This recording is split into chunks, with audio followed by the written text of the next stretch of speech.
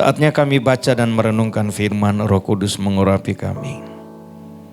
Biarlah kami menangkap apa yang menjadi isi hati Tuhan di balik judul atau tema khotbah yang diberikan untuk dibahas malam ini. Berfirmanlah, kami siap mendengarnya. Dalam nama Yesus kami berdoa. Semua katakan, amin. Puji Tuhan. Haleluya. Silakan duduk. Terima kasih untuk waktunya dan saya diberikan tema kelumpuhan rohani. Bapak Ibu tahu nggak tema ini, kelumpuhan rohani? Ada di warta nggak? Nggak ada ya? Jadi baru dengar nih ya. Kalau begitu dengar kelumpuhan rohani, boleh tahu nggak kira-kira apa yang ada di pikirannya? Dari sini satu boleh jawab, di sini boleh satu jawab. Ada? Dari kanan duluan. Begitu bilang kelumpuhan rohani, apa yang terlintas di pikiran? Atau di kiri dulu dah, di kanan masih belum. Ada?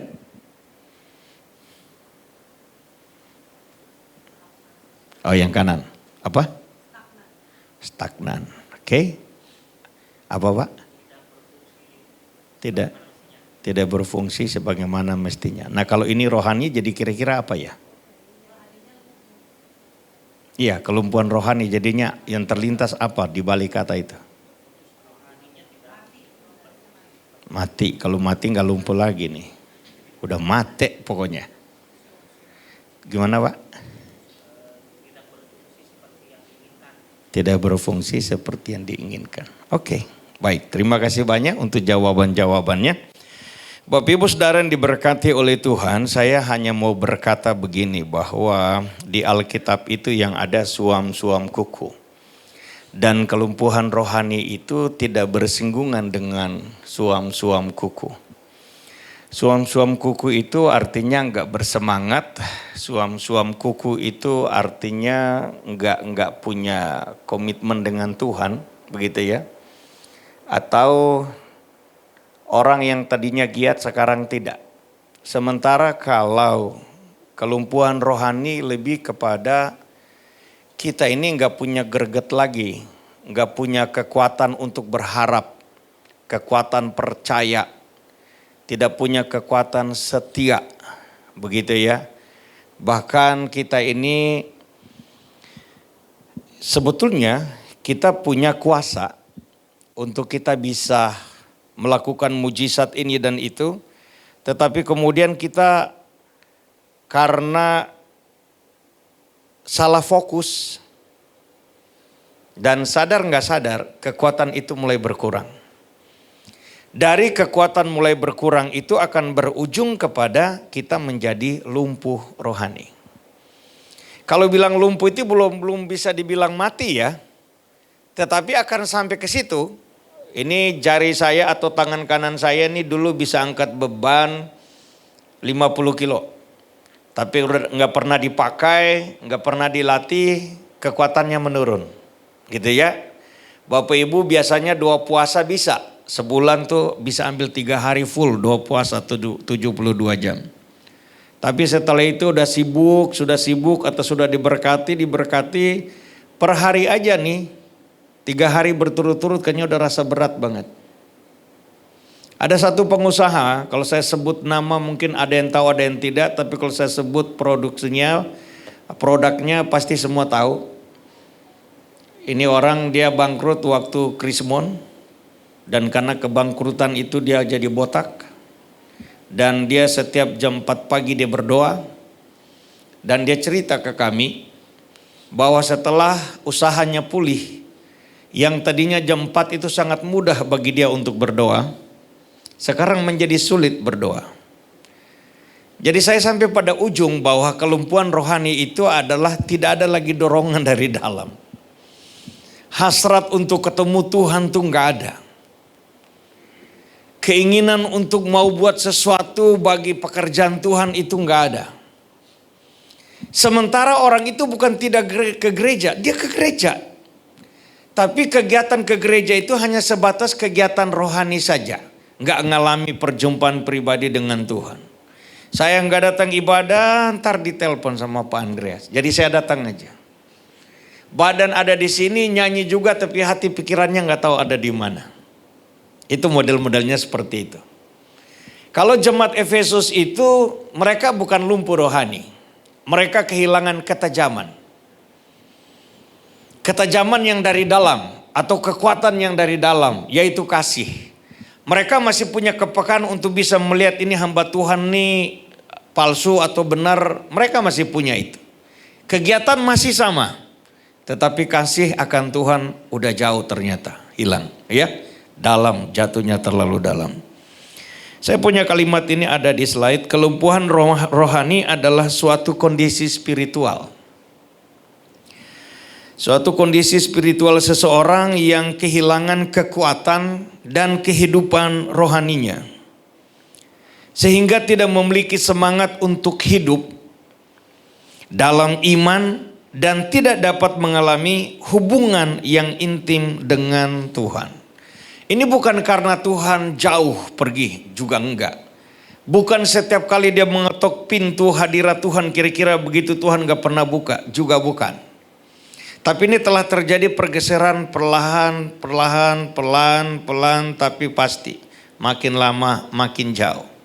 Salah satu indikasinya kita sudah mulai kehilangan atau berkurang yang namanya minat terhadap hal-hal yang rohani. Dulu kalau orang cerita Yesus kita antusias mendengar. Dulu kalau orang cerita misi kita antusias mendengar. Bahkan kita tertarik untuk ikut terlibat atau kalaupun gak bisa terlibat pergi ya kita nabur. Sekarang kita akan berpikir dulu saya sudah sekarang orang lain. Jangan pikir itu pikiran yang bagus. Lama-lama itu menjadi tidak bagus pikiran itu. Kelumpuhan rohani merupakan konsekuensi dari kemalasan dan ketidakdisiplinan yang terus-menerus dalam hal apa? Membangun keintiman dengan Tuhan. Sadar nggak kita nih sebetulnya dulu tuh kalau kita terbangun di tengah malam kita berpikir ini pasti Tuhan yang bangunin dan sekarang saya mesti doa. Begitu ya. Tapi sekarang kalau terbangun tengah malam kita akan mikir ini AC kepanasan apa kedinginan atau angin kekencangan begitu kan ya. Atau mungkin karena mau rasa pipis dan kita balik tidur lagi. Kita nggak sampai pada satu kesadaran yang dulu pernah ada bahwa sebetulnya ada maksud lain di balik saya bisa kebangun nih. Malah kita memaklumin diri ini memang tanda-tanda orang yang udah tua tuh suka kebangun begitu kan. Kenapa kita nggak pakai untuk kemudian berlutut berdoa? Siapa tahu di saat kita berdoa kita nggak tahu mau doa apa, tapi waktu kita berlutut berdoa kita baru ngerti kenapa Tuhan bangunkan saya. Tiba-tiba muncul seseorang, wajah, nama atau apa, kemudian kita mendoakannya. Semangat itu, rasa itu, ketajaman itu mesti terus dibangun dan dipelihara. Jadi kelumpuhan rohani itu kehilangan kekuatan percaya bisa, kekuatan berharap bisa. Dulu lebih parah persoalan saya masih punya kekuatan berharap. Sekarang kayaknya agak ringan tapi kok kayak gimana gitu, mikir bisa nggak Tuhan tolong ya? Atau pikiran udah kemana-mana siapa yang bisa tolong ya? Itu indikasi itu akan seperti itu. Kalau bisa pilih antara ibadah dan berlibur atau ibadah dan berkunjung, kunjung teman mau kongko-kongko, minggu depan masih ada ibadah deh. Tapi ini teman kan dia udah mau berangkat nih. Nah bisa begitu tuh. Hati-hati dengan pertimbangan-pertimbangan demikian. Dan ujung-ujung juga kita kehilangan fokus. Nah ini lebih sering di faktor itu. Nah mari kita lihat Yeremia pasal 12 ayat yang kelima. Kalau kita baca dari ayat 1, Yeremia lagi menyampaikan keluhannya. Dia lagi berkeluh kesah ke Tuhan. Lalu Tuhan meresponi dengan bentuk pertanyaan di ayat yang kelima ini. Jika engkau telah berlari dengan orang yang berjalan kaki dan engkau dilelahkan, bagaimanakah engkau hendak berpacu melawan kuda? Dan jika di negeri yang damai dan engkau tidak merasa tentram, apakah yang akan engkau perbuat di hutan belukar sungai Yordan? Seolah-olah Tuhan mau bilang gini, bahwa ketidaksetiaan orang Israel kepadaku, ketidaktaatan mereka kepadaku itu masih jauh lebih ringan dibandingkan dengan yang namanya kekuatan kuda. Bahkan diumpamakan kejahatan Israel yang menurut Yeremia kayaknya ini terlalu besar, dosanya terlalu, kayaknya udah gak mungkin ditolong dan gak usah ditolong, gak usah dilayani. Tuhan mengumpamakan atau menyamakan itu seperti orang berjalan kaki. Yeremia lari kencang berpacu dengan orang jalan kaki. Gimana ceritanya? Kita jalan, anak kecil lari kencang, kita jalan. Kita udah bisa lewat atau anak kecil lewat? Anak kecil lewat kan? Betul ya? Nah ini sementara orang ini kejahatan diumpamakan orang jalan, Yeremia lari kenceng. Kok Yeremia kalah gitu loh. Kalau dengan orang jalan kamu lari, kamu kalah, gimana kamu lari berpacu melawan kuda? Itu dia. Kalau di hutan yang tenang, situasi negeri yang tenang, engkau kehilangan damai sejahtera, rasa-rasanya kayaknya dunia mau kiamat, rasa-rasanya kayaknya doa kita terhalang plafon melulu. Tuhan tanya, gimana kalau kamu ada di hutan belantara? Yang menyeramkan, yang ancaman mati karena binatang buas dan sebagainya. Masih mungkin gak engkau punya pengharapan? Masih mungkin gak di waktu itu fokusmu masih benar kepadaku? Masih mungkin gak dalam situasi dan kondisi kayak gitu engkau masih punya percaya yang teguh, pengharapan yang teguh, kesetiaannya yang teguh atau gimana? Nah mari kita alihkan itu, kita perhadapkan dengan diri kita per hari ini dan coba kita cek. Kita nih masih baik-baik saja atau sudah kurang baik-baik saja nih? Masih baik-baik saja, puji Tuhan. Doa pagi masih semangat, renungkan firman masih semangat, baca Alkitab ada janji firman kita masih bilang ya amin. Atau kita udah mulai bertanya, masih enggak, masih iya apa enggak nih gitu loh. Amsal 24 ayat yang ke-10. Jika engkau tawar hati pada masa kesesakan, kecillah kekuatanmu. Saya pakai kata lain. Jika engkau tawar hati pada masa kesesakan karena kehilangan fokus, kehilangan percaya, kehilangan pengharapan, maka lumpuhlah rohanimu. Saudara mulai nangkap sesuatu nih di balik kalimat yang barusan saya sebutkan. Jadi kelumpuhan rohani ini bukan orang yang sudah murtad nih. Kelumpuhan rohani bisa terjadi kepada pendeta, semua pelayan, jemaat yang aktif melayani, tetapi hanya tinggal kegiatan saja. Ada faktor sebetulnya kalau pilih kayaknya udah mau nyerah deh, mundur aja, tapi malu atau nanti apa kata orang. Nah itu sebetulnya kita sudah pada kondisi yang mana disebut lumpuh rohani. Saya tambah satu ayat lagi, satu bagian ayat. Yesaya 40, 28 sampai 31. Tidakkah kau tahu dan tidakkah kau dengar? Tuhan ialah Allah kekal yang menciptakan bumi dari ujung ke ujung. Ia tidak menjadi lelah dan tidak menjadi lesu. Tidak terduga pengertiannya. Dia memberi kekuatan kepada yang lelah dan menambah semangat kepada yang tiada berdaya. Orang-orang muda menjadi lelah dan lesu dan teruna-teruna jatuh tersandung. Jadi ayat 2, ayat 30 ini sedang memberikan satu contoh pembanding. Antara Tuhan yang beri kekuatan, lalu kemudian ada anak-anak muda yang harusnya gagah, tapi ternyata payah gitu ya. Harusnya berdiri teguh, tapi ternyata loyo begitu. Nah sekarang perhatikan bagi orang-orang percaya yang ada jaminan di ayat 29 itu. Tetapi orang-orang yang menanti-nantikan Tuhan mendapat kekuatan baru. Mereka seumpama raja wali yang naik terbang dengan kekuatan sayapnya. Mereka berlari dan tidak menjadi lesuh, mereka berjalan dan tidak menjadi lelah. Bapak Ibu, itulah harusnya kita orang percaya. Bisa bilang amin. Orang yang berjalan atau berlari tidak lelah, tidak lesu, bukan orang yang gak punya tantangan kehidupan. Justru ada, tapi dia selalu berkemenangan. Bukan orang yang tidak sibuk, ini bukan orang pengangguran sehingga selalu tersedia untuk pelayanan. Gak juga, ini termasuk orang yang sangat sibuk di dunia kerja, tapi selalu punya waktu dengan Tuhan.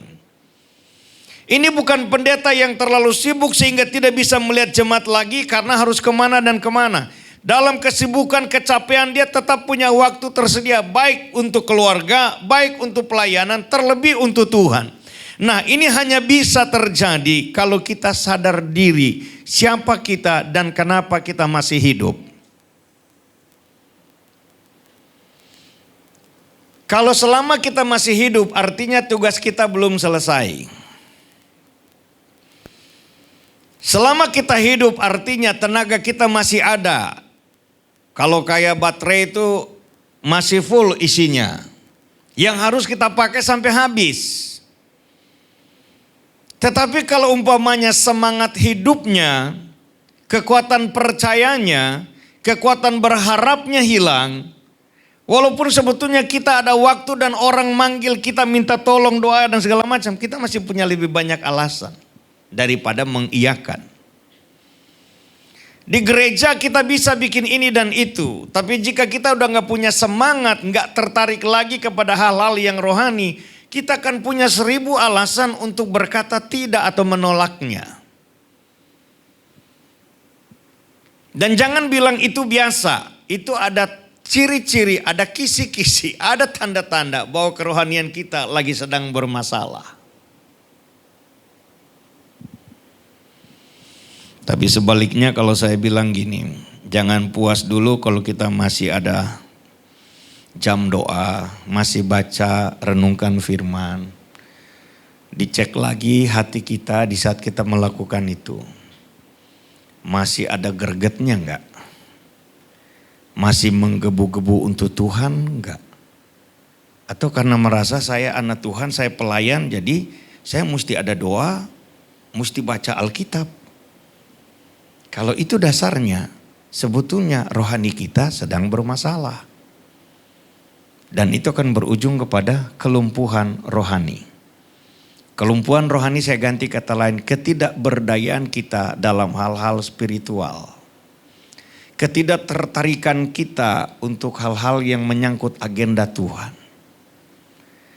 Kita memisahkan diri dari yang namanya tugas gereja. Bahkan termasuk kita menghindarkan diri dari yang namanya gesekan di dalam gereja. Saya tidak sedang berkata bahwa carilah gesekan di gereja, bukan itu. Tetapi kita sangat menyadari bahwa besi menajamkan besi, orang menajamkan sesama. Kalau ada yang sudah mulai menghindari itu dalam arti jaga jarak, ada sesuatu yang belum selesai sebetulnya. Itu sebabnya Bapak Ibu diberkati Tuhan, ayat-ayat di Yesaya ini memberitahukan saudara dan saya bahwa betapa pentingnya kita harus menanti-nantikan Tuhan. Entah menanti-nantikan Tuhan itu dasarnya karena kita rasa kita perlu Tuhan, atau karena dari kita menanti-nantikan Tuhan kita baru sadar bahwa ternyata saya sangat butuh Tuhan. Mau yang mana sama aja. Intinya kita harus disiplinkan diri untuk tetap menanti-nantikan Tuhan. Apapun keadaan kita, sebesar apapun masalah kita. Sampai di sini Bapak Ibu sepakat dengan saya? Waktu saya diperhadapkan dengan persoalan yang harusnya yang saya mesti permasalahkan bukan orang-orang lagi tapi Tuhan. Saya masih tetap memilih untuk tunduk kepada otoritas Tuhan dan tersedia berkata bahwa apa yang Tuhan buat adalah baik. Saya berdoa supaya kami semua orang tua, anak-anak kami setia mengiring Tuhan. sehat, umur panjang, dan kalau Tuhan cepat datang kami diangkat bawa ke sorga. Tapi kalaupun Tuhan lama datang kami cepat mati, kami mati dalam Tuhan dengan mati normal. Tapi yang terjadi karena ada kerusuhan dan papa nggak mau menyangkal Yesus, maka matilah 12 orang. Dari 12 orang yang mati, 11-nya mati dibunuh. Cuman satu aja, kakak yang laki yang mati normal, kecapean lari. Tapi saya masih berkata bahwa Mazmur 121 itu adalah firman Tuhan. Ia takkan membiarkan kakimu goyah, penjagamu tak akan terlelap. Orang yang rohaninya kuat, nggak ada gejala mengarah kepada kelumpuhan. Dia akan selalu melihat sisi lain alasan untuk bersyukur. Dia akan selalu melihat sisi lainnya untuk tetap berkata bahwa Tuhan baik. Saya di saat duitnya pas-pasan, saya pernah kasih persembahan 100.000. Tahun berapa itu ya? Tetapi satu waktu saya sedang berlutut dan angkat tangan berkata pada Tuhan, Tuhan terima kasih untuk semua hal yang Tuhan izinkan terjadi di keluarga kami. Termasuk dengan papa dibunuh, mama, kakak, 2 perempuan, ponakan ada 7. Artinya Tuhan sedang mempercayakan kami untuk menjadi contoh soal kepada banyak orang Kristen lainnya. Bahwa karena nama Yesus kita bisa kehilangan nyawa. Tapi Tuhan jaminkan 2 hal minimal. Satu dalam bentuk larangan. Jangan takut kepada orang yang bisa membunuh tubuhmu. Tapi takutlah kepada Dia yang bisa membunuh tubuh, jiwa dan rohmu sekaligus. Itu hanya bisa lakukan itu Tuhan. Dan ada satu jaminan lainnya atau pernyataan Tuhan bahwa selai rambut nggak bakal jatuh tanpa seizin Tuhan. Artinya sampai hal-hal yang kecil Tuhan tahu. Dan kalau burung pipit saja dipelihara Tuhan, apalagi anak-anak Tuhan. Dan ini menyangkut karena nama Yesus, ayah saya nggak mau menyangkal. Dan ujung ceritanya adalah dia harus dibunuh. Masa Tuhan nggak tahu? Dan kalau karena itu saya mempersalahkan Tuhan, artinya saya nggak tahu kebenaran firman di bagian lainnya. Bagian yang saya tahu mungkin mintalah akan diberi, gitu kan ya. Tapi yang saya lupa adalah mengucap syukurlah dalam segala hal. Yang saya lupa bahwa Tuhan turut bekerja dalam segala hal untuk mendatangkan kebaikan. Dan yang saya lupa adalah bahwa Tuhan pemilik hidup kita. Dan Tuhan berotoritas atas hidup ini. Ibarat kita ini Tuhan pemegang remote-nya. Terserah dia mau main kemana nih mobil-mobilan ini. Dan untuk faktor itu kita kurang tersedia untuk mengambil peran yang Tuhan mau kita perankan. Mimpinya Yusuf itu indah. Tetapi fakta untuk mencapai pada mimpi itu dia harus mengalami turun dan turun lagi. Dibuang di sumur, dijual sebagai budak, dijual belikan lagi sebagai budak. Di rumah Potifar sudah dipercayakan ini itu segala macam, difitnah masuk penjara. Dia nggak akan sampai ketemu Firaun kalau dia nggak masuk penjara. Dan dia nggak mungkin masuk penjara kalau dia nggak difitnah sama Tante Po. Dan dia nggak mungkin difitnah oleh Tante Potifar kalau umpama dia menerima ajakan Tante Foti. Jadi udah seperti itu urutannya. Kita mungkin pakai prinsip orang Jawa kali ya. Kalau jatuh terus tangan patah, untuk tangan yang patah. Kalau leher patah gimana? Kalau kepotong jari 1, untung 1. Kalau 4 atau 5 gimana? Mungkin itu kali kita mesti pinjam filosofi Jawa itu kali ya.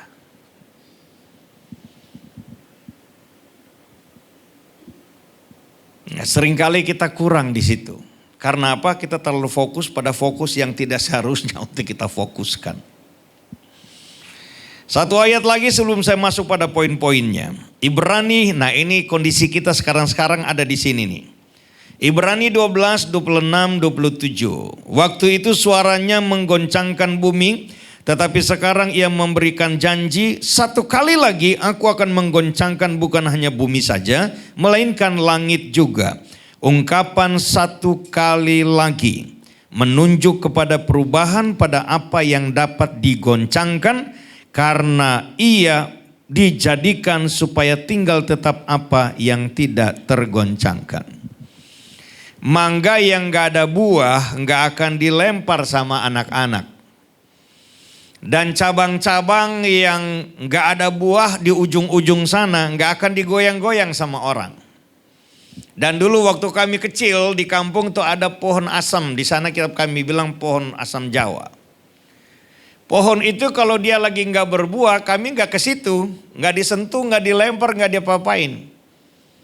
Tapi kalau dia udah berbuah dan udah mulai kelihatan matang, ada 1-2 jatuh di waktu pagi, ini berarti cabang ini nih, kita lihat nih, oh ini bagian sini banyak jatuh-jatuh, berarti ini udah matang nih. Kita bisa naik ke atas goyang-goyang gitu. Sampai jatuh semuanya. Apakah semua yang ada di situ jatuh semua? Enggak, yang tidak jatuh itu masih mentah, masih mengkal, tapi yang udah matang pasti jatuh. Ibarat itu cabang yang digoyang-goyang pada jatuh semua sampai tinggal yang gak jatuh karena masih kuat atau dia masih mentah. Begitulah dalam hidup kita menurut ayat ini. Sekitar kita akan digoyang, akan digoncangkan. Dan orang yang tergoncangkan adalah orang yang tidak kuat berdiri. Yang tidak kokoh dalam Tuhan. Tidak berakar dalam. Dan tidak bertumbuh kuat. Kerohanian kita jangan dibangun di atas dasar kesaksian. Jangan dibangun di atas dasar berkat. Kalau dibangun di atas dasar berkat, saya khawatir satu waktu Tuhan izinkan padang gurun yang panjang. Nah, di saat waktu itu terjadi, kita akan pasti gagap ngomong Tuhan baik. Kita pasti berat hati ngomong Tuhan hebat. Karena faktanya nggak begini dalam hidup saya. Tapi kalau kita bangun rohani kita atas dasar firman Tuhan, lagi senang kita bilang puji Tuhan, lagi susah tetap kita bilang puji Tuhan. Saudara tahu lagu ini? Yesus, kau dasar yang teguh. Tahu lagu itu? Jadi kalau Yesus sebagai dasar yang teguh dan kita ada di atasnya, pertanyaan saya, ada badai, kita di mana? Masih di situ kokoh berdiri atau terbawa angin? Kalau masih kokoh berdiri artinya akar kerohanian kita tuh tancap dalam. Tapi kalau tidak, bila terbawa angin, sebetulnya kita cuma numpang berdiri di atas sebentar doang. Dan yang menentukan rohani kita, akarnya itu tertanam dalam adalah respon kita. Meresponi pada firman Tuhan. Baca merenungkan firman, punya saat teduh. Dan saat kita berdoa, kita nyembah Tuhan yang panjang-panjang itu gak selalu kita ngomong, tapi kita diam, lalu Tuhan ngomong sesuatu dan kita pegang baik-baik. Orang yang tertancap dalam akan selalu ingat setiap firman atau membandingkan ini dengan Tuhan punya rencana baik. Saudara gak mungkin akan tercabut dan terbawa badai kalau saudara tetap ingat kebaikan Tuhan dan merenungkan kebaikan Tuhan. Saudara gak akan tercabut dan terbawa angin kalau kita selalu merenungkan firman Tuhan. Kita gak mungkin akan menjadi lumpuh rohani kalau kita selalu merenungkan kasih Tuhan. Gak mungkin kita akan lumpuh rohani. Sebaliknya itu akan menjadi kekuatan kita. Di saat orang lain semua udah mati rasa secara rohani. Gak ada gairah dalam Tuhan, kita masih tetap menyala-nyala. Roh kita menyala-nyala dan tidak, bukan karena ada tantangan dan tidak ada tantangan, bukan. Tapi karena kita dengan Tuhan masih mantap. Hubungan dengan Tuhan baik-baik saja.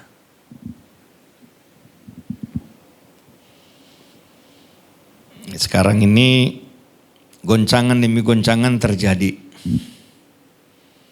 Dalam pertemanan, dalam berbisnis, politik antar negara, politik di dalam negara, kemudian boleh nggak saya ngomong satu ini lagi?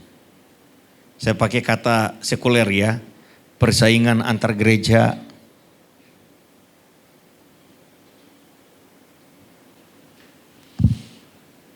yang ada di sini malam ini, di ruangan ini.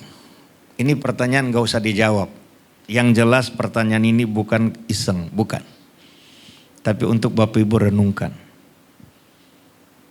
Kira-kira sampai Tuhan datang, Bapak Ibu masih sebagai anggota jemaat di sini, atau tahun depan Bapak Ibu bakal pindah dari sini.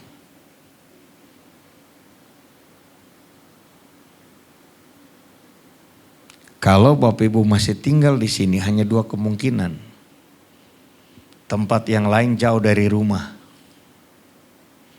Atau yang kedua, ini yang utama. Di sini saya anak. Di sini saya anak rohani dari Bapak Gembala.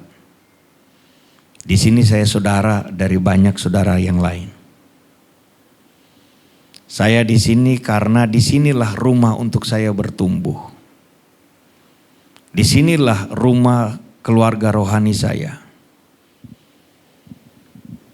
Di kiri kanan kita udah pada pergi, kita masih akan tetap di sini. Kalau alasan yang saya sebutkan barusan itu. Tapi kalau kita ada di sini karena cuma numpang ibadah,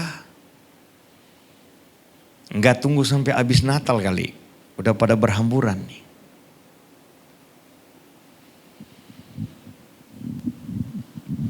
Pendeta itu akhirnya tergoda. Saya bilang apa barusan? Pendeta akhirnya tergoda. Antara tetap mau bicara kebenaran firman apa adanya, atau sudah mulai dipoles-poles supaya jangan terlalu membuat jemaat itu merasa dituduh atau menyerang jemaat terhadap dosanya dan sebagainya. Saya ngomong di gereja saya. Kalau pelayanan saya semacam hanya seperti orang koordinator ibadah yang penting ibadah berjalan bagus, jemaat puas, nggak perlu saya sekolah Alkitab, nggak perlu saya sekolah teologi.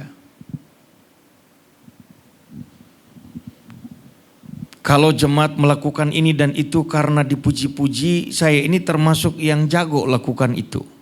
Mengapa? Dua hal. Satu, pergaulan saya dulu lebih banyak di lapangan daripada di ruangan atau di mana. Yang kedua, saya belajar ilmu jiwa. Jadi saya tahu trik-trik seperti apa dan bagaimana nih pengaruhi orang atau tanda kutip mengendalikan orang. Tapi dalam dunia pelayanan kalau kita lakukan itu, artinya kita nggak temukan jemaat itu murni berkorban atau menabur di gereja atau melayani di gereja karena faktor dia cinta Tuhan. Bisa karena dia dipuji-puji tadi itu. Nah ini yang saya maksud tadi, pendeta bisa tergoda untuk akhirnya pendekatan lahiriah. Berkompromi dengan kebenaran, yang penting jemaat masih ada di gereja. Itu sebabnya saya, kalau mau ngomong agak sedikit ngaco, siapa suruh undang saya terus kasih tema ini, kira-kira begitulah ya. Tapi kalau kita mau lihat sisi baiknya, wah ini berarti ada maksud Tuhan nih di balik tema ini gitu loh.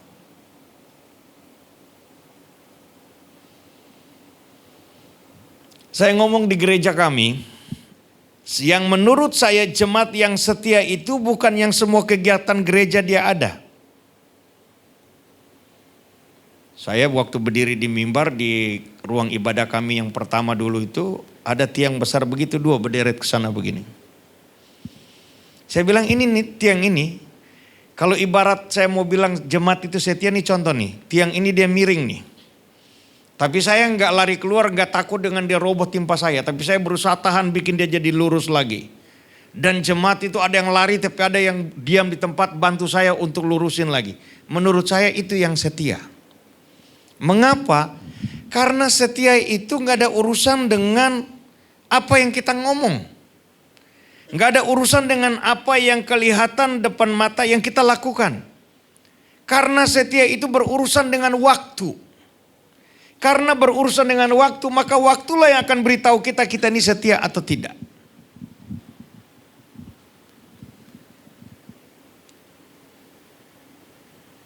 Itu sebabnya kalau kita punya kekuatan atau rohani kita ini ada kekuatannya. Maka di dalamnya kita punya prinsip-prinsip rohani. Kita juga bukan menjadi orang Kristen yang plin-plan dalam berbicara, dalam berprinsip percaya. Kita semua ada aturannya, kita teratur. Ada jemaat yang hari ini bilang Tuhan baik karena hidupnya lagi baik-baik saja. Tuhan hebat ya karena apa yang dia minta dapat. Ada mujizat. Begitu Tuhan izinkan pengalaman seperti Ayub, dia akan berdoa, tapi dia isi doanya nanya, Tuhan, Engkau ada enggak sih? Nah itu dia. Padahal dengan dia diizinkan punya pengalaman itu karena akhirnya dia akan ngalamin lagi pengalaman baru bersama Tuhan yang lebih besar. Jadi saya mau berikan tips sederhana gini. Begitu hari ini kita ada dalam satu masalah yang berat, besar dan pelik. Lihat ke belakang dikit. Minggu lalu, bulan lalu, atau tahun lalu, atau 10 tahun lalu, saya pernah mengalami masalah yang ada mirip-mirip dengan ini. Dan waktu itu saya fokus sama Tuhan. Saya ambil doa puasa. Saya memperkatakan firman. Saya duduk di kaki Tuhan. Saya kurangin waktu saya dengan A, dengan si B dan sebagainya. Pokoknya saya hanya ngomong dengan Tuhan. Dan Tuhan loloskan saya. Tuhan tolong saya. Tuhan berkati saya. Maka sekarang ini juga berarti Tuhan izinkan saya alami. Karena saya mau naik level. Daripada kita teriak-teriak. Kayak para murid. Pengalaman Tuhan teduhkan badai udah. Sekarang ada badai lagi cuma bedanya ini malam. Tuhan yang datang jalan mereka pikir hantu. Mengapa begitu? Datang pada kalimat yang saya sebutkan tadi di awal. Kita mesti merenungkan kebaikan Tuhan. Kita mesti renungkan kuasa Tuhan. Hal-hal yang sudah kita alami. Anak saya yang gede punya satu pengalaman yang menurut saya lumayan bagus, kuat untuk pendirian imannya. Waktu itu baru dia sendiri, ada adiknya baru lahir atau masih di kandungan maminya, saya lupa. Saya ajak dia doa. Kok doa yuk, kita minta mobil. Jadi dia lahir 2004, mungkin di 2006 kali ya. Apa 2005, bukan, 2009. 2008, ya 2008-2009. Kita berdoa, minta mobil Avanza. Ada jemaat, setelah doa-doa itu jemaat telepon saya. Pak, saya mau berkati Bapak dengan mobil. Oh ya puji Tuhan. Bapak pergi aja di showroom cari mobil itu, Honda Jazz. Saya bilang enggak. Kenapa? Saya mau Avanza aja. Jadi dia nanya gini, Avanza sama Honda Jazz bagus mana? Honda Jazz. Lah kenapa mau Avanza? Ya karena saya berdoa Avanza. Oh gitu. Ya udah. Silakan pergi cari. Terus dia bilang, tapi gini, kalau di jalan Bapak berubah pikiran mau ke Honda Jazz, nggak apa-apa. Ke Honda Jazz juga boleh. Enggak, saya mau buktiin ke anak yang kita minta Avanza, yang datang Avanza. Selanjutnya, dia waktu itu suka nonton tuh mobilan yang ngomong itu loh. Saya lupa itu film mobil-mobilan tuh judulnya apa ya? Iya, Ras.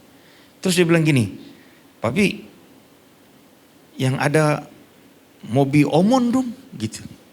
Ya kita doa. Nah teman saya itu ada titip tuh. Satu set itu. Apa namanya speakernya semua audionya itu semua lengkap. Suruh titip jual. Terus sebelum anak ini ngomong, anak saya ini saya bilang sama teman saya. Enggak laku tuh gak ada yang nanya-nanya juga. Waktu itu cuma satu orang lihat habis itu gak mau lagi. Terus setelah kami doa dia bilang gini. Panggil nama kecil saya, Nyong, itu speaker itu kalau kamu mau pakai, kamu pakai aja deh, gak usah jual. Nah jadi saya bilang sama anak saya, Ri, lihat tuh, ini Tuhan udah jawab nih, kita pasang yuk. Anak-anak itu, apa yang mereka mau, saya bilang iya, tapi kita doa dulu. Jadi selalu saya bawa mereka pada satu pengalaman bahwa Mereka punya kebutuhan, mereka ngomong ke papi, mereka dan papi berdoa minta ke Tuhan. Kalau dari kecil dia sudah punya pengalaman itu. Satu waktu, bila permintaannya enggak langsung dapat jawaban dari Tuhan. Itu enggak mungkin pikirannya akan berpikir, kayaknya sekarang Tuhan enggak sayang sama saya. Enggak ada tuh. Atau Tuhan masih ada enggak? Dia juga enggak kepikir kayak gitu. Anak saya satu yang bontot, waktu dia TK, mau pergi keluar antar ke sekolah, didoain dulu. Jadi doanya gini, Tuhan Yesus, terima kasih Jojo, Dede mau pergi sekolah. Tuhan Yesus hebat, Tuhan Yesus baik, Tuhan Yesus berkati Jojo, Jojo jadi anak hebat, anak luar biasa, begitu-begitulah doanya. Sekarang di SD kelas 2, satu malam saya bilang gini, kita harus bersyukur karena Tuhan baik. Dia nanya, kalau Tuhan baik, kenapa kita harus takut? Karena salah satu dalam doa saya itu selalu saya ucapkan, Jojo takut Tuhan, Dede takut Tuhan. Jadi begitu saya bilang Tuhan baik, kayak gak nyambung sama dia. Untung dia nanya, kalau dia diam-diam sampai ke dia tuh ada sistem percaya yang salah tuh sama Tuhan. Jadi dia bilang kalau Tuhan baik, kenapa kita takut papi? Gini, beda sama Jojo takut gelap. Atau Jojo takut jatuh. Nah takut Tuhan itu maksudnya Jojo punya rasa hormat sama Tuhan, yang rasa hormat itu yang bikin Jojo gak mau aneh-aneh di hadapan Tuhan. Oh gitu. Kalau dari kecil kita sudah ajarin dengan benar. Kalau pohon itu dia sudah berdiri lurus, maka selamanya dia akan lurus. Saya masuk pada poin-poinnya.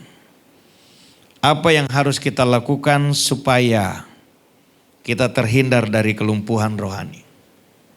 Secara cepat. 1, membangun roh yang terus menyala-nyala bagi Tuhan. Yeskiel 36 ayat 26, kamu akan kuberikan hati yang baru dan roh yang baru di dalam batinmu. Dan aku akan menjauhkan dari tubuhmu hati yang keras dan kuberikan kepadamu hati yang taat. Dalam janji pemulihan Tuhan kepada orang Israel, maka inilah yang Tuhan janjikan, bahwa Tuhan akan berikan mereka hati yang baru, roh yang baru. Tahukah begitu kita buka hati terima Yesus sebagai Tuhan dan Juru Selamat, maka hati kita jadi baru, roh kita diperbaharui. Tinggal kita terus memelihara itu dengan cara apa? Kita rasa haus lapar akan Tuhan, bangun hidup kita dengan firman Tuhan. Berarti hati dan pikiran selalu kita isi kebenaran Tuhan. Ayat kedua, Roma 12 ayat 11. Janganlah hendaknya kerajinanmu kendor. Biarlah rohmu menyala-nyala dan layanilah Tuhan. Bapak Ibu tahu bahwa seringkali yang diperhadapkan adalah supaya orang rohnya nyala-nyala, kita kasih pelayanan. Saya selalu bilang bahwa kita harus dengan sengaja membangun roh kita untuk terus menyala-nyala bagi Tuhan. Lalu dengan dasar itu kita melayani. Kalau melayani supaya roh kita menyala-nyala, tahu enggak bahwa sebetulnya semangat yang ada dalam diri kita dalam pelayanan itu adalah semangat jiwani. Bukan karena roh kita yang nyala karena ada hubungan dengan Tuhan. Bukan di itu faktornya. Tapi lebih kepada faktor jiwa yang memotivasi dirilah, apalah dan apalah. Hanya tunggu waktu aja, bila mentok itu kan ada ini, itu dan sebagainya. Itu muntaber dia tuh, mundur tanpa berita.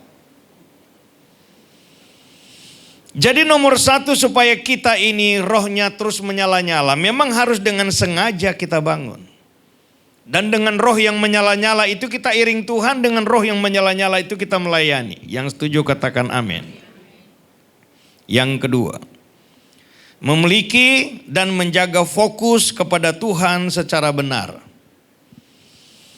Saya ini dari baca kisahnya si Yohanes Pembaptis, saya berkesimpulan bahwa hamba Tuhan atau jemaat atau aktivis gereja mesti sadari hal berikut ini. Kita mendapat pewahyuan, dibukakan Tuhan rahasia firman, itu satu hal. Hal yang lain lagi, kita punya kedewasaan rohani, prinsip rohani apa tidak. Saya kasih gambaran dulu ya. Yohanes Pembaptis ini secara manusia, dia kakak sepupunya Tuhan Yesus. Dia lahir lebih duluan 6 bulan. Mama mereka kakak beradik, Elizabeth kakak, Cici, Maria adik, gitu ya. Waktu mereka lahir, sempat ada ketemu di masa kecil-kecil, masa kanak-kanak. Lalu kemudian Yohanes Pembaptis itu disingkirkanlah begitu ya, untuk ada dalam satu kelompok orang-orang yang khusus untuk catat Taurat dan sebagainya. Dia ada di lingkungan itu. Satu kisah, jauh sebelum Yohanes lahir, ada satu nubuatan Yesaya. Ada suara yang berseru-seru di padang gurun, luruskanlah jalan untuk Tuhan dan sebagainya. Itu yang sedang dimaksudkan adalah pelayanan Yohanes Pembaptis yang membuka jalan kepada pelayanan Mesias. Matius pasal 7 menceritakan satu waktu ada antrian panjang. Orang-orang bertobat, orang Israel setelah khotbahnya Yohanes. Mereka memberi diri untuk dibaptis. Dalam rombongan antrian itu ada Yesus di dalamnya. Dan dia sampailah berhadapan dengan Yohanes untuk dibaptis. Maka muncullah kalimat ini dari Yohanes. Masa kamu datang padaku untuk baptis? Akulah yang mesti dibaptis sama kau. Buka tali kasutmu aja aku gak layak. Masa sekarang aku pegang kepala celupin di air? Tuhan Yesus ngomong apa? Lakukan untuk mengendapkan kehendak Bapa. Sekarang pertanyaan. Kalau orang Israel dibaptis karena bertobat, Tuhan Yesus dibaptis karena apa? Di ujung sini dia dibaptis. Di ujung sini akhir pelayanan dia mati, kubur dan kemudian bangkit. Jadi kalau orang Israel dibaptis tanda mereka bertobat, tinggalkan semua yang lama. Yesus dibaptis memberikan satu nubuatan, ujung pelayanannya dia akan mati tapi dia bangkit. Dia mulai pelayanan dengan apa? Dia dibaptis dulu. Kemudian setelah dibaptis dia doa puasa 40 hari. Lalu kemudian dia pelayanan, ujungnya dia mati, tapi kemudian dia bangkit. Maka kesimpulan dari kisah di Matius 3 itu, bahwa saudara dan saya karena kita bertobat, terima Yesus sebagai juru selamat, maka kita dibaptis. Baru baptisan selam itu menjadi punya arti bagi kita. Meninggalkan hidup yang lama, dikuburkan bersama dengan Yesus, kita keluar dari kolam, dari air baptisan, kita bersekutu dalam kuasa kebangkitan Yesus Kristus, kita masuk dalam persekutuan berkemenangan bersama Yesus, dan kita punya jaminan akan dibangkitkan di akhir zaman dan seterusnya. Jadi Yesus dibaptis itu bukan ya karena ada orang pada antri baptis. Enggak, bukan. Ada maksud lainnya. Dan sekarang setelah itu, setelah dibaptis, Yohanes mendengar ada suara yang mengakui, inilah anakku yang kukasihi, kepadanya lah aku berkenan, dengarkanlah dia. Yohanes dengar itu. Yohanes ngomong sama orang-orang, inilah anak domba Allah yang menghapus dosa isi dunia. Yohanes ngomong sama murid-muridnya, biar Yesus makin bertambah-tambah, makin besar. Aku Yohanes Pembaptis makin berkurang-kurang, makin kecil atau makin tidak dikenal, Yesus yang dikenal. Ini kan sungguh luar biasa nih pernyataan Tuhan tentang Yesus kepada Yohanes Pembaptis. Dia mendapat pewahyuan bahwa Yesus itulah anak domba Allah. Berarti yang selama ini orang Israel punya ibadah yang mana korban tuh domba gitu ya, 2 tahun ke bawah, yang belum bercacat celah atau yang belum kawin gitu lah. Sekarang Yohanes tuh bisa melihat itu sebagai Yesus itu adalah anak domba Allah. Berarti Yohanes sedang berkata bahwa ujung pelayanan Yesus adalah mati disalib atau mati dibunuh karena kebencian terhadap kebenaran dan seterusnya. Sekarang dalam penjara kita baca ya. Ayat 2 Matius 11. Di dalam penjara Yohanes mendengar tentang perkataan Kristus, pekerjaan Kristus. Lalu menyuruh murid-muridnya bertanya kepadanya, engkaukah yang akan datang itu atau haruskah kami menantikan orang lain? Nah ini kan kalau semua dari serba kata orang, ini kan dia sendiri yang ngomong kan ya. Dia punya pengalaman itu siapa Yesus. Sekarang pertanyaan udah kayak gini, ini kan tabrakan nih. Ini yang saya bilang gak punya disiplin berpikir secara rohani nih. Ini yang namanya anggap orang yang plan secara rohani. Hari ini ngomong apa, besok ngomong apa. Bergantung situasi kondisi. Kita gak boleh kayak gitu. Yesus menjawab mereka pada murid-murid Tuhan Yohanes ini. Pergilah dan katakanlah kepada Yohanes apa yang kamu dengar dan kamu lihat. Apa itu? Orang buta melihat, orang lumpuh berjalan, orang kusta menjadi tahir, orang tuli mendengar, orang mati dibangkitkan dan kepada orang miskin diberitakan kabar baik. Itu semua menunjukkan bahwa akulah orang yang kalian nantikan dan sekarang sudah ada. Ini menarik ayat 6 nih. Dan berbahagialah orang yang tidak menjadi kecewa dan menolak aku. Kalau kita enggak jaga-jaga fokus kita, hari ini kita bilang Tuhan segalanya. Tapi besok-besok kita enggak akan pernah ngomong itu lagi. Dan menurut kita, Tuhan bukan segala-galanya. Kalau kita enggak jaga fokus kita. Bagian kedua, ayat bagian kedua, Filipi 3:13-14. Kesaksian Paulus nih. Saudara-saudara, aku sendiri tidak menganggap bahwa aku telah menangkapnya. Tetapi ini yang kulakukan. Aku melupakan apa yang telah di belakangku dan mengarahkan diri kepada apa yang di hadapanku. Dan berlari-lari kepada tujuan untuk memperoleh hadiah, yaitu panggilan surgawi dari Allah dalam Kristus Yesus. Bagaimana cara Paulus untuk tetap lihatnya lurus di depan? Dia lupakan semua yang di belakang. Prestasi yang harus menjadi kebanggaan dia sebagai orang Farisi, keturunan dari suku Benyamin, dan semua daftar prestasi pelayanan yang sudah di waktu lalu. Dia lupakan itu semua. Dia fokus kepada panggilan Kristus untuk jadi rasulnya Tuhan. Dan dia berusaha lari untuk mencapai itu. Hanya model gitulah kiat-kiat yang harus kita lakukan dalam diri kita supaya menolong kita tetap fokus dan semakin dekat kepada apa yang kita fokuskan. Kalau tidak, kita akan terbawa arus. Kalau tidak, kita akan diombang-ambingkan. Dan kalau tidak, hari ini kita bilang Yesus Tuhan, besok kita enggak berani lagi menyebut Yesus Tuhan. Hari ini kita bilang bahwa semua agama tidak sama. Besok-besok kita akan bilang semua agama sama. Kalau hari ini kita bilang Yesus satu-satunya jalan, besok-besok kita akan bilang ada jalan yang lain. Saya pernah dibilang orang gini, kan semua agama sama kan Pak? Kalau saya bilang iya, salah. Saya diam, salah juga. Tapi saya ngomong dengan lembut, sebetulnya enggak sama. Masa sih? Iya. Kalau sama, satu aja. Kenapa banyak? Karena enggak sama. Saya mau tanya tolong dijawab. Sorga itu ada berapa? Semua agama ujung-ujung cerita ada sorga. Sekarang pertanyaan sorga ada berapa?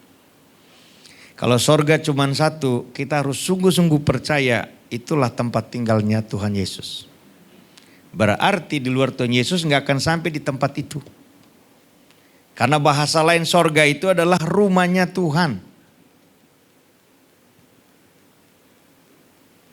Ini contoh ya. Kita udah dalam sini, handphone ini itulah kita di dalam nih. Ini lingkaran sorga nih. Satu dan lain hal kita lumpuh rohani. Satu dan hal kita nggak berakar dalam Tuhan. Satu dan lain hal kita terkontaminasi. Lalu kita keluar nih, bahasanya murtad. Lalu di luar sana kita lakukan segala macam dengan harapan semoga Tuhan hilaf bahwa masuk lagi saya ke sini. Kan konyol tuh.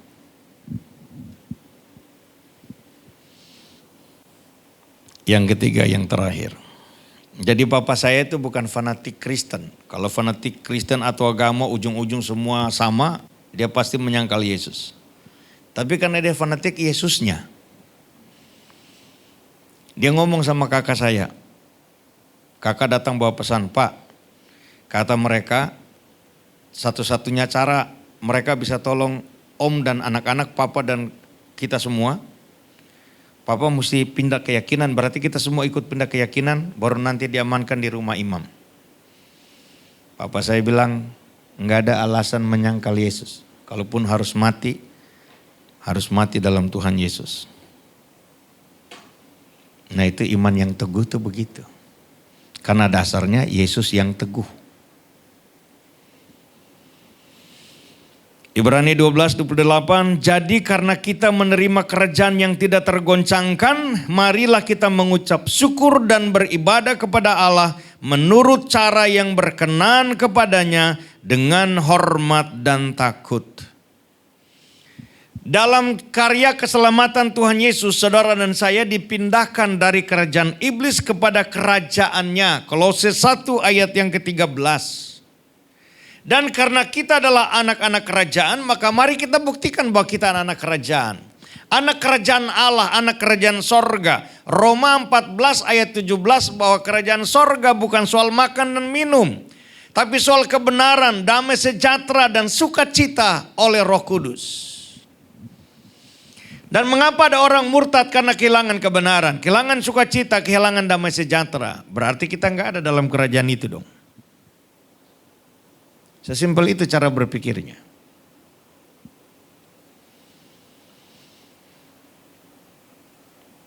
Kalau nyanyi, Yesus kau dasar yang teguh, amanku bersamamu. Tapi faktanya enggak. Kesimpulan. Kelumpuhan rohani tidak terjadi dalam satu malam, tetapi merupakan akumulasi dari kemalasan dan ketidakdisiplinan kita dalam membangun hubungan intim dengan Tuhan dan mengembangkan kehidupan rohani kita. Demikian pula dengan kekuatan rohani.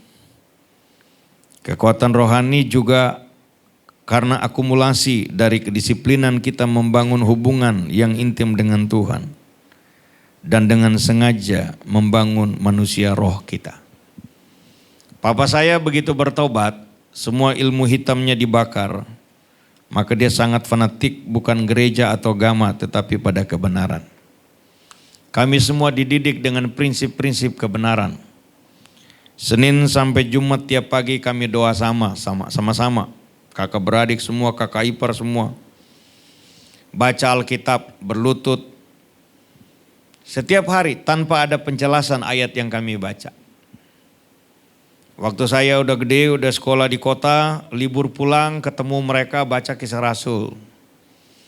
Nanti kalau pulang lagi ada baca di Wahyu atau udah di Kejadian atau di Mazmur.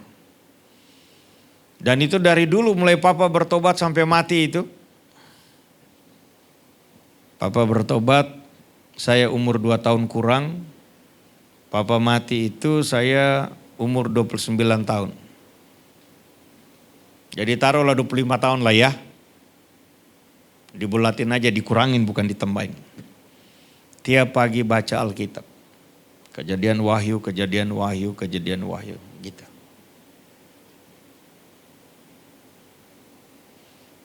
Dan kita hanya punya satu alasan kenapa kita bilang Yesus itu Tuhan, karena kita berakar pada firman-Nya. Dan rohani kita bertumbuh karena Roh Kudus menyertai dan menguatkan. Di luar itu, dengan kekuatan manusia, satu waktu kita akan mentok. Mengikut Yesus keputusanku, Mengikuti Yesus keputusanku. Mengapa ada lagu itu? Karena si bapak ini sangat berkomitmen untuk tetap iring Yesus. Walaupun istri anak dibunuh. Dan saya hanya mau berkata bahwa hari esok kita ini. Jaminan Tuhan masih tetap sama. Tapi yang saya mau bilang tantangan itu makin berat. Tapi bersama dengan Tuhan gak ada yang mustahil. Selama Tuhan di pihak kita atau kita selama kita berkata bahwa dengan sadar kita berkata bahwa Tuhanlah hidup saya, maka kita gak akan pernah gadaikan hidup ini dengan apapun. Dan kalau kita bilang Tuhanlah hidup saya, kita gak akan cari selamat dengan cara kita menyangkali sumber hidup itu. Sekalipun nyawa melayang. Saya puji Tuhan karena saya bisa melihat sisi lain. Orang tua, papa mama, kakak, ponakan, mereka dibunuh. Ada dalam satu rencana Tuhan yang besar bahwa satu, keluarga saya dipercayakan Tuhan menjadi martir. Yang kedua, keluarga saya dipercayakan Tuhan menjadi contoh bagi orang percaya lainnya. Ini loh cara mempertahankan iman gitu. Sehingga yang ada bukan penyesalan atau kekecewaan, enggak. Papa saya dibunuh tuh tanggal 9 November 99. Saya tahu tanggal 22 November. Dan waktu saya tahu, diceritain sama kakak saya berhasil ada komunikasi. Saya waktu itu enggak pakai ada perenungan loh. Saya bilang jangan kecewa sama Tuhan. Jangan benci dan dendam orang yang bunuh. Lalu kita doa, dia nangis, saya enggak. Kenapa saya enggak nangis? Saya pendeta. Dia kan jemaat. Tapi setelah tutup telepon saya naik mobil, saya nangis. Dan saya berdoa di mobil, Tuhan jaga lindungi mama, kakak-kakak, ponakan, adik. Kuatkan mereka, jangan sampai mereka kecewa. Kalimat berikut yang saya masih ingat saya doakan adalah ampuni orang yang bunuh papa saya. Di waktu itu loh. Hari ini saya nggak mengerti tapi saya percaya satu waktu saya mengerti kenapa Tuhan izinkan ini terjadi. Nah kalau saudara tanya yang saya ngerti apa, itu yang saya bilang tadi. Bahwa keluarga kami dipercayakan Tuhan untuk menjadi contoh. Saya pernah berpikir dan berkata bahwa jika saya diizinkan Tuhan menangkan satu desa atau satu kota, semua terima Yesus, mahkota saya masih kalah besar dengan mereka. Mengapa? Karena menurut cerita mama itu sebelum dibunuh masih izin berdoa dulu. Kemudian dibunuh. Ponakan saya yang perempuan yang sudah sekarat. Mereka bilang kamu ucapkan 2 kalimat syahadat. Dia nggak mau dan dia dibakar. Ada saudara jauh kami bilang gini, si Lydia itu kalau dia mau menyangkal Yesus dia masih hidup sampai sekarang. Jadi artinya mereka itu bukan lagi diam-diam, gak tahu apa-apa, tiba-tiba orang tembak jarak. Bukan itu, mereka diperhadapkan dengan pilihan. Mau hidup menyangkal Yesus, kalau gak mau ya mati. Itu yang saya bilang bahwa nanti kalaupun sampai saya menangkan satu kota pun, upah saya itu masih kalah besar sama mereka. Kalimat terakhir. Kita terima Tuhan Yesus dan kita setia sampai akhir, sampai kita mati, kita pasti masuk surga. Tapi soal di sana kita ada upah atau tidak, sangat bergantung dengan kegiatan-kegiatan rohani kita atau pembuktian kasih dan iman kita. Ketaatan kita sama Tuhan, mau menderita bagi nama Tuhan, mencari jiwa sampai ke pelosok-pelosok dan sebagainya, itu akan menentukan upah kita di sana seperti apa.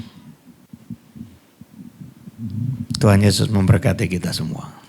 Hidup ini kita ada dalam satu kumpulan atau komunitas atau enggak sebut komunitas, kita ada berhubungan dengan orang lain, kita hanya ada satu hukum pengaruh. Kalau bukan kita pengaruhi dia, dia yang akan pengaruhi kita. Gimana supaya kita pengaruhi dia? Komitmen kita tetap dijaga. Kalau itu goyah, berarti dia yang akan mempengaruhi kita. Mau hal yang baik termasuk hal yang buruk. Apalagi hal yang buruk, ketidakdisiplinan, anggap remeh ini itu segala macam, gak menghargai kasih karunia Tuhan, itu termasuk dalam hal buruk. Paulus berkata bahwa kebiasaan yang baik akan dirusak oleh pergaulan yang buruk. Saya sempat berpikir kalimat itu, kenapa bukan kebiasaan yang buruk akan dimenangkan oleh kebiasaan atau pergaulan yang baik. Dari balik kalimat yang disebut Paulus itu artinya pengaruh yang ternyata lebih kuat itu adalah keburukan daripada kebaikan. Mengapa? Karena daging kita ini cenderung memang yang enak menurut daging. Enak menurut daging pasti menyedihkan menurut roh, kira-kira begitu. Datang pada bagaimana supaya dia tidak terkontaminasi, tidak berarti kalau dia di sini orang juga di sini dia pindah ke sini, enggak. Dua contoh, satu tadi sudah saya bilang Yusuf, dia akan menjadi tanda kutip enak nasibnya kalau dia ikut mau ajakan tante itu. Tapi dengan dia menolak, ujung-ujung dia dipenjara.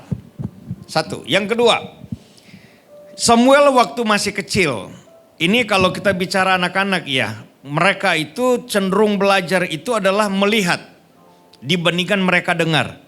Tiap hari Samuel melihat kakak rohaninya, anak Imam Eli itu kurang ajar tuh dua-dua.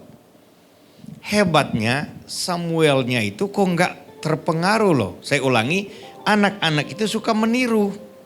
Sebabnya kenapa Samuel bisa begitu, pasti ini yang terjadi. Kan cerita di sisi lainnya, mamanya si Hana itu, Ibu Hana, setahun sekali akan selalu datang toh.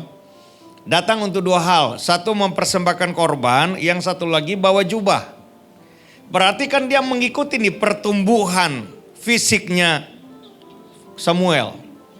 Di waktu yang sama pasti ngobrol kan, gimana kamu sama Om Eli, gimana kamu sama kakak dua tuh, siapa sih nama anak dua itu, kok jadi lupa saya itu.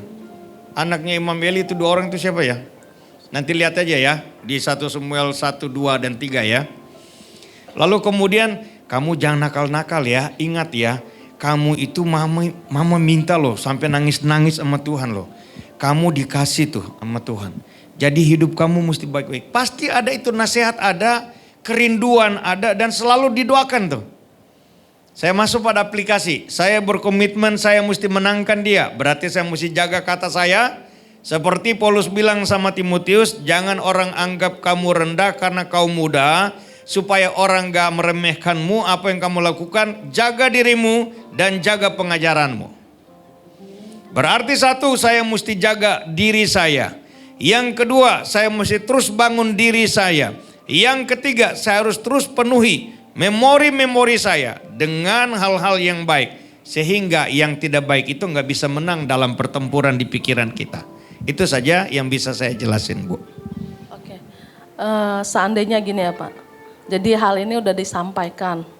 Tapi pendisiplinan tidak dilakukan dengan alasan nanti yang ini akan keluar, pelayan berkurang. Enggak apa-apa. Itu gimana? Urusan dia adalah saya nggak boleh ikut tidak disiplin atau saya memberontak sama pemimpin.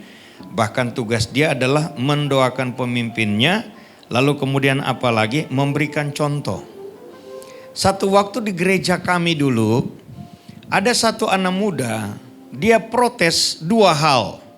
Satu, salah satu pastor kami itu sudah lebih banyak tugas di Cina. Tapi di gereja masih sebagai salah satu gembala.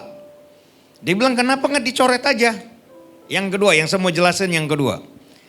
Dia marah sama satu hamba Tuhan di gereja kami. Dia bilang hamba Tuhan ini nggak pantas dia ada di gereja ini. Kenapa nggak dikeluarin aja nih hamba Tuhan ini? Saya tanya kenapa? Waktu itu saya juga belum lama datang di gereja ini, di gereja kami ini. Orangnya begini-begini, contoh nih. Pak Andreas udah duduk semua teman-teman. Saya datang. Duduk aja diam situ, nggak ada selamat apa, nggak ada nunduk, nggak ada apa. Itu kan nggak bagus kelakuan kata dia. Saya kasih contoh gini. Menurut kamu itu kelakuan nggak bagus dan menurut kamu dia mesti dikeluarin, itu paling bagus. Pertanyaan saya, gimana kalau kamu yang kasih contoh? Selamat pagi Pak, selamat malam Pak. Dia nggak jawab nih. Besok begitu lagi. Lama-lama dia mikir, ada yang salah dalam diri saya. Terus kemudian kalau dia berubah, bukankah kamu sudah memenangkan tuh kelakuan pendeta? Daripada kamu keluarin dia, terus di sana orang kayak kamu juga, keluarin dia tuh, keluarin dia. Lama-lama dia jadi kecewa sama Tuhan dan gereja, bisa jadi tuh. Iya juga ya. Dan akhirnya saudara tahu, dianya yang keluar. Pendeta tuh masih ada sampai sekarang. Begitu Bu. Jadi untuk pelayan-pelayan yang tidak komit, tidak apa-apa, tidak disiplinkan Pak. Itu tidak di ranah saya untuk menjawab. Kalau itu di gereja saya disiplinkan. Begitu. Saya punya satu kalimat jitu untuk para pelayan-pelayan di gereja. Lucifer dengan segala kelebihan dicampakkan Tuhan karena hatinya yang gak beres. Kamu siapa? Gitu. Terima kasih Pak. Makasih. Bapa dalam surga, Tuhan kami Yesus Kristus, kami sungguh bersyukur ya Tuhan. Malam hari ini kembali kami mengalami kekuatan ilahi melalui firman-Mu ya Tuhan Yesus. Kami bersyukur ya Tuhan untuk pelayanan dari hamba-Mu Pastor Lewi ya Tuhan Yesus. Bapa, kami bersatu hati berdoa mendukung pelayanan hamba-Mu ya Tuhan. Kiranya Tuhan terus memberkati hamba-Mu ya Bapa. Engkau terus menyertai hamba-Mu dalam setiap pelayanannya Tuhan Yesus. Biarlah kuasa kasih Tuhan Yesus menyertai hamba-Mu ya Bapa. Kami percaya Tuhan melalui pelayanan hamba-Mu Tuhan akan banyak jiwa yang dipulihkan ya Bapa. Bahkan orang-orang yang belum percaya kepadamu Tuhan menjadi percaya ya Tuhan Yesus. Karena penyertaan-Mu sempurna atas hamba-Mu ya Bapa. Berkati hamba-Mu berlimpah-limpah ya Tuhan. Berkati keluarganya Tuhan. Engkau tutup bungkus hamba-Mu dan keluarganya dengan kuasa darah Yesus Kristus. Kami juga bersyukur Tuhan untuk setiap kami pelayan-pelayan-Mu Tuhan. Dan juga umat Tuhan yang hadir pada malam hari ini. Berkatilah setiap kami ya Bapa. Dan lindungilah kami ya Bapa. Biarlah pada malam hari ini Tuhan, kami tidak mengalami kelumpuhan rohani, tetapi kami semakin kuat, berakar, bertumbuh, dan semakin hari semakin kuat di dalam Engkau ya Tuhan Yesus. Kami percaya Tuhan tantangan boleh datang, tetapi kami percaya kami akan tetap teguh untuk melekat kepadamu, menyatu dengan Engkau ya Tuhan Yesus, sampai Engkau datang kedua kali. Terima kasih ya Bapa, dan Tuhan, kami berdoa kiranya Engkau menyertai dalam perjalanan kami pulang, tibakan kami di rumah dengan selamat. Kami menyerahkan ibadah midweek service berikutnya Tuhan. Kami percaya Tuhan hadirat-Mu akan ada terus dalam ibadah midweek service ya Bapa. Dan terus menjadi berkat bagi umat-Mu ya Bapa. Terima kasih ya Bapa. Mari saudara-saudara kita angkat kedua tangan kita siapkan hati kita untuk menerima berkat. Kekasih-kekasih Tuhan Yesus, pulanglah dan terimalah damai sejahtera, sukacita, kasih karunia melimpah dari Allah Bapa di sorga, di dalam anaknya yang tunggal Tuhan Yesus Kristus, dan persekutuan yang manis oleh Roh Kudus, mulai dari hari ini, besok, sampai Tuhan Yesus menjemput kita semua di awan-awan yang permai, bahkan sampai selama-lamanya. Mari dengan iman kita katakan, amin. Tuhan Yesus memberkati.